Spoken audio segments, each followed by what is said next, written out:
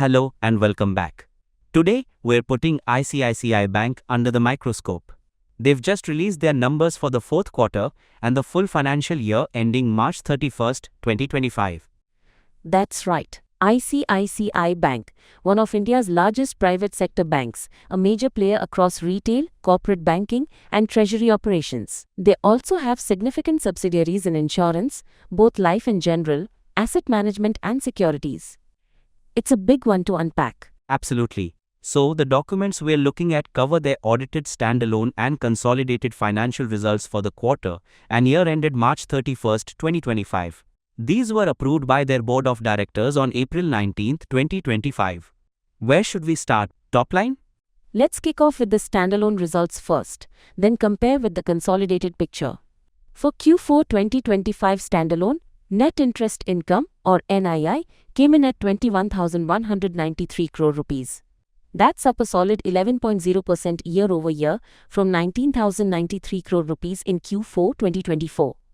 Okay, healthy growth in the core interest income. What about non-interest income? Standalone non-interest income for Q4 2025, excluding treasury, was 7,021 crore rupees, showing strong growth of 18.4% year-over-year from 5,930 crore rupees. Fee income was a big part of that, growing 16.0% year-over-year to 6,306 crore rupees.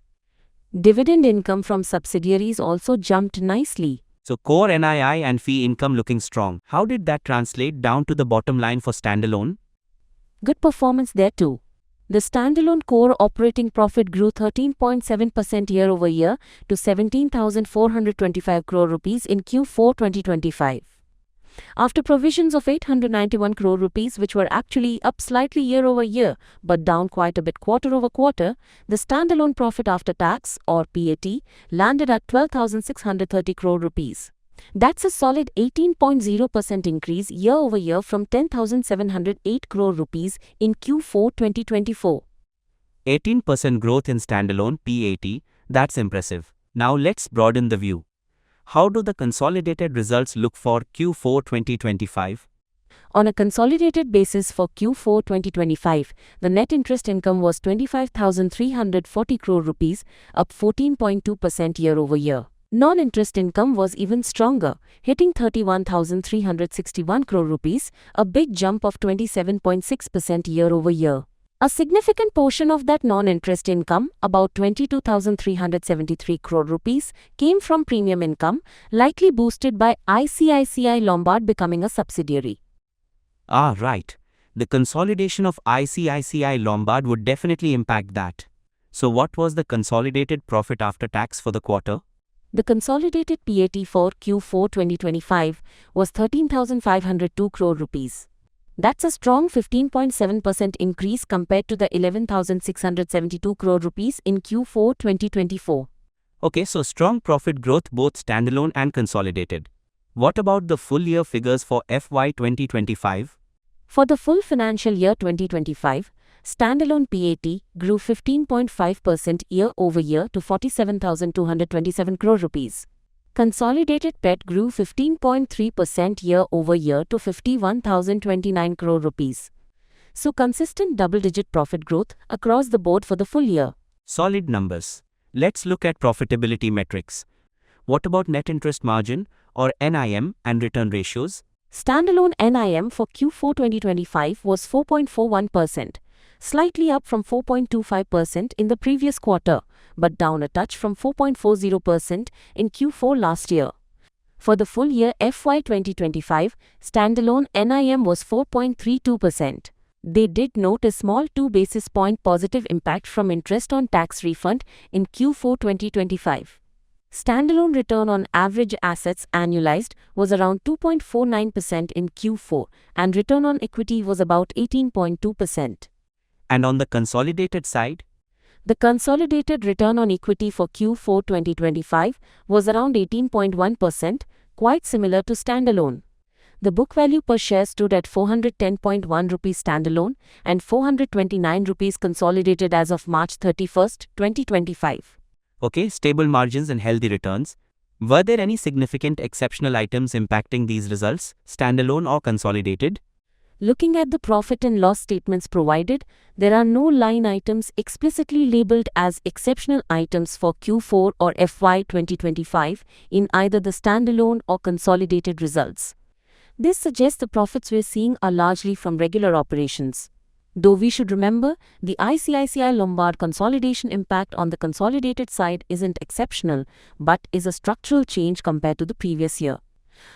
Got it. Cleaner results then. Let's shift to the balance sheet.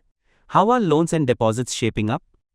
Deposit growth is strong. Total period-end deposits grew 14.0% year-over-year to 16,10,348 crore rupees as of March 31, 2025. Average deposits were up 11.4% year-over-year in Q4. The average CASA ratio, current account savings account, was 38.4% in Q4 2025, slightly down from 38.9% a year ago. And on the lending side, advances?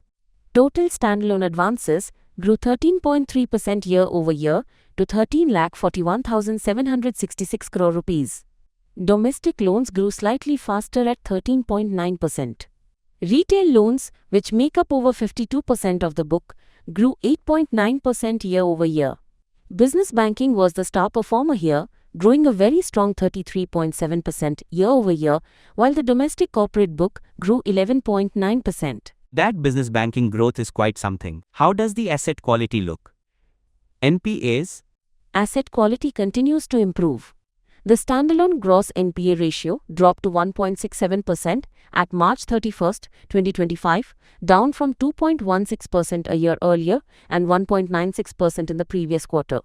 More importantly, the net NPA ratio declined to 0.39%, down from 0.42% in the previous quarter and the same figure a year ago. 0.39% net NPA is quite low. What about provisions? The provision coverage ratio, or PCR, stood at 76.2% at March 31, 2025. This is slightly lower than the 80.3% a year ago and 78.2% last quarter, likely reflecting the sale of some NPAs during the quarter. Standalone provisions for Q4 were 891 crore rupees, significantly lower than the 1227 crore rupees in Q3. They also continue to hold substantial contingency provisions of 13,100 crore rupees. Okay, improving asset quality and lower NPAs. Anything noteworthy on cash flow or dividends? I see a dividend mentioned in the highlights. Yes, the presentation doesn't give a full cash flow statement, but the board has recommended a dividend of 11 rupees per equity share for FY 2025, up from the previous year, subject to shareholder approval, of course. That's a positive signal for shareholders. Definitely. Now, let's dive into the segments. How did the different parts of the bank perform on a standalone basis?